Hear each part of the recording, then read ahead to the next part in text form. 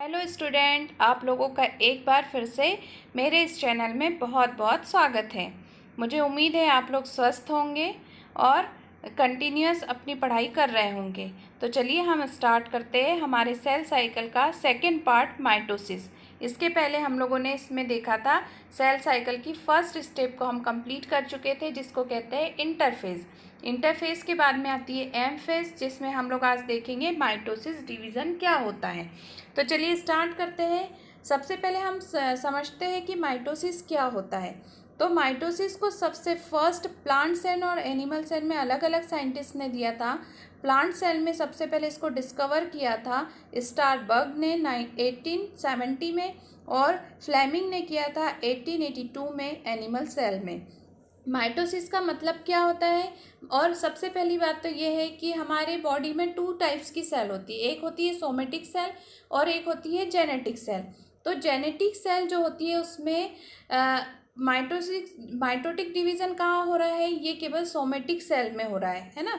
ऐसा नहीं कहेंगे कि हम लोग जेनेटिक सेल में माइटोटिक डिवीज़न नहीं होता, लेकिन मियोसिस सोमेटिक सेल में नहीं होता है ना। तो सोमेटिक सेल में क्या होता है? माइटोसिस डिवीज़न होता है। इससे क्या होता है? माइटोसिस डिवीज़न से एक सेल से 2 सेल का फॉर्मेशन होता है। ठीक है। अब ये जो माइटोटिक डिवीज़न होता है, इसकी एक सबसे खास बात ये होती है कि इसमें जैसे पेरेंट होता है, सेम टू सेम उसकी कार्बन कॉपी जो है वो डॉटर सेल्स होती है। इनमें क्रोमोसोम्स नंबर में भी कोई चेंज नहीं होता, ना तो क्रोमोसोम्स नंबर आधा होता है और ना ही डीएनए में भी कोई चेंज आता है। तो सोमेटिक सेल को इसलिए हम क्या कहते हैं? इक्वेशनल डिवीज़न भी कहते हैं। इक्वेशनल मतलब बराबरी का। जितना पेरेंट के पास है उतना ही डॉटर के पास में, डॉटर सेल्स के पास में जब जाता है तो इसको इक्वल डिवीज़न कहते हैं। तो माइटोसिस डिवीज़न कैसा होता है? इक्वल डिवीज़न होता है। ओके। अब इसमें हम देखते हैं कि डिवीज़न होता कैसे है, ये साइकिल कैसे चलती है। तो जब हम माइटोसिस डिवीज़न पढ़ते हैं तो हम इसमें देखते हैं कि यदि हम एनिमल सेल के बारे में पढ़ रहे हैं तो ये डिवीज़न सोमेटिक सेल में होता है। यदि हम प्लांट सेल के बारे में पढ़ रहे हैं तो हम देखेंगे कि ये मेरिस्टेमेटिक जो सेल होती है, मेरिस्टेमेटिक सेल आपको पता है प्लांट में बार बार डिवाइड करती है ना। ये डिवीज़न सेल कहलाती है, जो हमेशा डिवाइड करते रहती है। वैसे ही जो एनिमल्स होते हैं, मीन्स हम लोग होते हैं, तो हमारी बॉडी में जो सोमेटिक सेल होती है वो हमेशा डिवाइड करते रहती है। तो माइटोटिक डिवीज़न यदि आपसे पूछा जाए कि एनिमल्स में काय में होता है तो आप बताएंगे सोमेटिक सेल में, और यदि आपसे पूछा जाए कि प्लांट्स में काय में होता है तो आप बताएंगे मेरिस्टेमेटिक सेल में। अब जो डिवीज़न होता है वो, उसमें सबसे पहला होता है कैरियोकाइनेसिस और उसके बाद में होता है साइटोकाइनेसिस।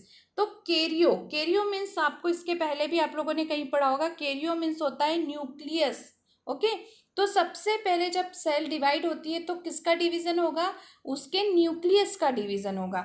और जब न्यूक्लियस का डिवीज़न होता है तो उसकी सब स्टेजेस होती है, एकदम से डिवीज़न नहीं होता।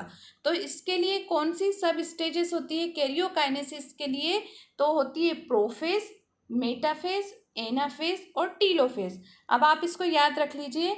हमारे यहाँ पे प्राइम मिनिस्टर को हम शॉर्ट में क्या बोलते हैं? पीएम। तो सबसे पहले आ गया पीएम, और एट यानी आसपास है तो इसके लिए हमने एट यूज़ कर लिया। तो पीएम एट, पीएम एट क्या याद रखोगे? PM eight. अब इसमें आपको कभी कभी क्या होता है कि ये जो स्टेज होती है इनको वो रीअरेंज, मतलब अरेंज फॉर्म में नहीं देता, आपको इसको क्या करना होता है? रीअरेंज करना होता है। तो आपको इसलिए याद रखना है पीएम एट। पीएम एट से P for prophase, M for metaphase, A for anaphase और टी फॉर टीलोफेज। अब हम इनको देखते हैं वन बाय वन कि इनमें एक्चुअली हो क्या रहा है। तो सबसे पहले हम देखेंगे प्रोफेज। तो प्रोफेज में क्या हो रहा है? देखिए, आप मुझे सबसे पहले ये बताइए कि प्रोफेज से पहले मीन्स माइटोटिक डिवीज़न जो होता है उससे पहले हमने पढ़ा था इंटरफेज, है ना। तो इंटरफेज में हमने क्या देखा था? हमने इसमें 3 स्टेप्स देखी थी। एक देखा था जीवन, फिर देखा था हमने जीवन देखा था। सबसे पहले क्या देखा था? जीवन देखा था। फिर हमने एस देखा था और फिर G2 देखा था। तो जीवन में हमने क्या देखा था कि सेल जो है वो डिवाइड होने के लिए तैयार हो रही है ना, यानी उसमें एनर्जी को गेन कर रही है और सारी तैयारी कर रही है। एस फेज में हमने क्या देखा था? एस फेज में हमने देखा था कि यहाँ पर डीएनए का सिंथेसिस हो गया, है ना। अब G2 में हमने क्या देखा था कि G2 में हमने देखा था कि यहाँ पर प्रोटीन का सिंथेसिस हो गया, आरएनए का सिंथेसिस हो गया, ये सब चीज़ें G2 में। अब जैसे ही G2 स्टेज कंप्लीट करती है तो वो कहाँ आ जाती है, अब वो आ गई माइटोटिक डिवीज़न में। तो हमने माइटोटिक डिवीज़न में हमने जब G2 फेज देखी थी तो हमने देखा था कि G2 फेज जो होती है उसमें जो क्रोमोसोम्स होते हैं वो कैसे होते हैं, पैक्ड होते हैं, इस तरह से एक दूसरे से आपस में कंडेंस होते हैं, ऐसे आपस में चिपके हुए होते हैं, जुड़े हुए होते हैं। तो ये कैसे कंडेंस फॉर्म में है। अब इनको क्या करना है, इनको डिवाइड करना है, तो इनको क्या होना पड़ेगा, सेपरेट होना पड़ेगा, अलग अलग होना पड़ेगा। तो सबसे फर्स्ट जो प्रोफेज स्टेज होती है, यहाँ पर क्रोमेटिड्स जो होते हैं वो एक दूसरे से अलग हो जाते हैं। अभी देखो यहाँ पर कैसे थे, इस तरह से चिपके हुए हैं, ठीक है।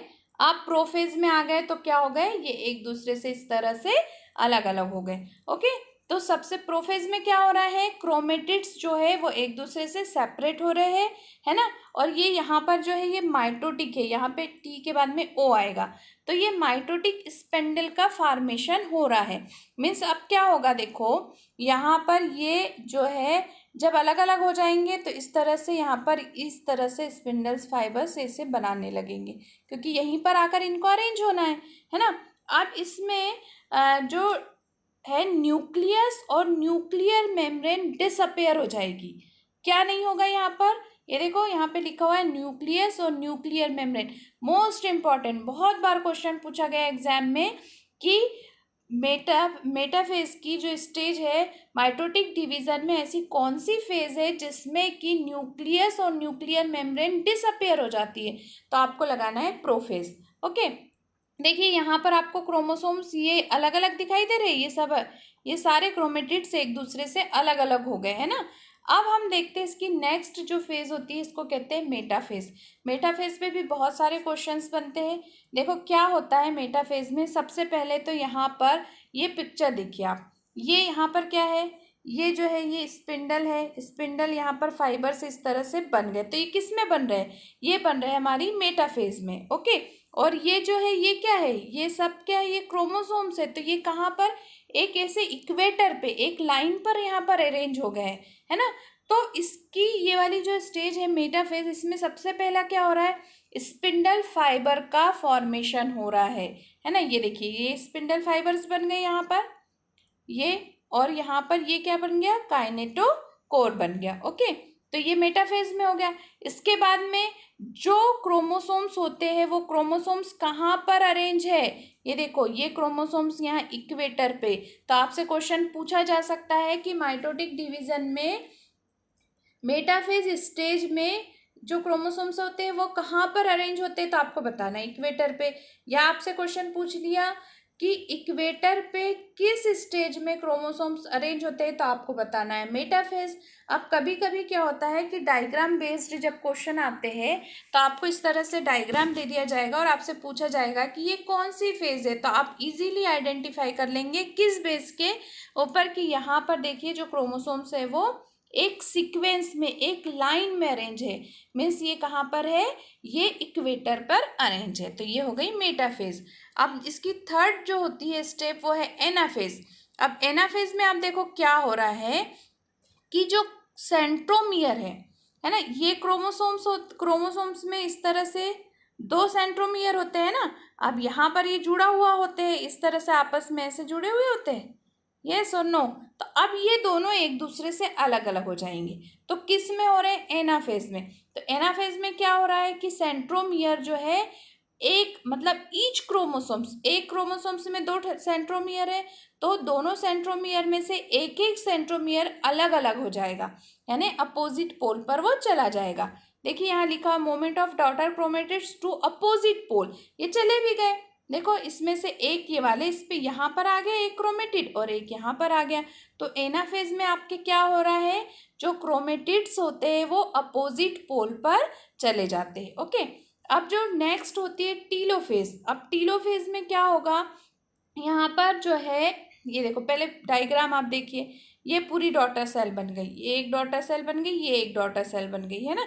तो इसमें देखो क्या हो रहा है, इसमें ये हो रहा है कि जो फाइबर्स है, ये यहाँ पर पहले स्पिंडल फाइबर्स बने हुए थे, ये स्पिंडल फाइबर्स, तो इसमें स्पिंडल फाइबर डिसअपियर हो जाएंगे, ठीक है। न्यूक्लियस और न्यूक्लियर मेम्ब्रेन अपीयर हो जाएगी और एक न्यू क्रोमोसोम्स का फॉर्मेशन हो जाएगा। मीन्स ये 2 सेल्स यहाँ यहाँ सेल का फॉर्मेशन हो चुका है।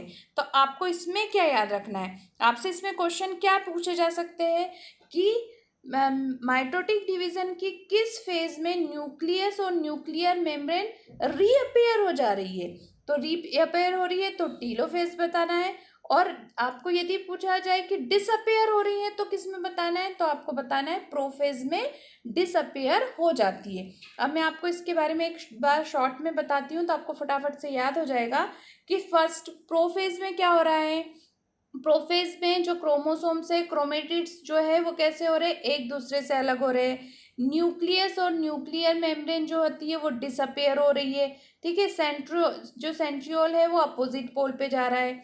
मेटाफेज में क्या हो रहा है, जो क्रोमोसोम्स है वो इक्वेटर पे अरेंज हो रहे हैं, ओके। और यहाँ पर काइनेटोकोर का फॉर्मेशन हो रहा है, यहाँ पर इस तरह से स्पिंडल फाइबर्स बन रहे हैं, ये बन गए, यहाँ पर भी बना और यहाँ पर भी बना, ठीक है। अब इसके बाद में नेक्स्ट जो है यहाँ पर एनाफेज में क्या हो रहा है। एनाफेज में देखो जो ये इस तरह से क्रोमेटिड्स होते हैं आपस में जुड़े, तो ये क्रोमेटिड्स 2 है अभी, अब ये क्या होंगे, ये अपोजिट पोल पे चले जाएंगे। देखो यहाँ पर अपोजिट पोल पे चले गए, एक क्रोमेटिड इधर आ गया, एक क्रोमेटिड इधर आ गया।